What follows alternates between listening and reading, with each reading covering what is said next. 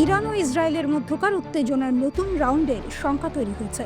এমন পরিস্থিতিতে ইরানের কুদস ফোর্সের কমান্ডার ইসমাইল কানি ইরাকের মিত্র সশস্ত্র গোষ্ঠীগুলোকে সম্ভাব্য ইসরায়েলি বিমান হামলার বিষয়ে সতর্ক করেছেন।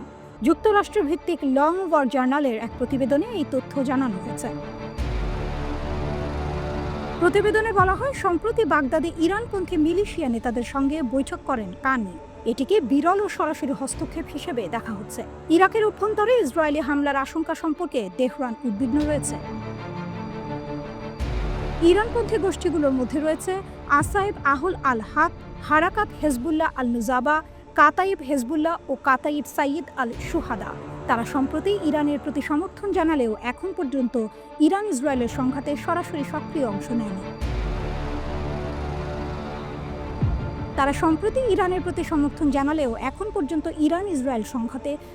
সক্রিয় অংশ নেয়নি। বিশ্লেষকদের মতে এই সংযমের কারণ তেহরানের ইরাকে রাজনৈতিক ও অর্থনৈতিক স্বার্থ সংরক্ষণ। প্রতিবেশী দেশটি ইরানের জন্য একটি গুরুত্বপূর্ণ অর্থনৈতিক করিডোর হিসেবে ব্যবহৃত হয়, যেখানে প্রতি বছর আনুমানিক $1 বিলিয়ন অবৈধ তেল আয়ের যোগান আসে। এছাড়া দেশটির বিভিন্ন মন্ত্রণালয় ও খাতে এসব সশস্ত্র গোষ্ঠীর প্রভাব রয়েছে।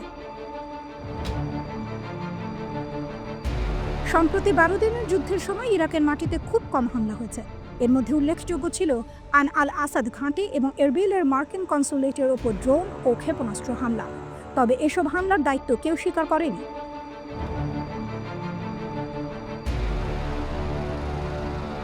যদিও যুক্তরাষ্ট্র ও ইসরায়েল বিরোধী বক্তব্য দেওয়া হয়েছে বারবার, তবুও সশস্ত্র গোষ্ঠীগুলো এখনও নিজেদের অংশগ্রহণকে মূলত বক্তব্য আর বিবৃতির মধ্যেই সীমাবদ্ধ রেখেছে।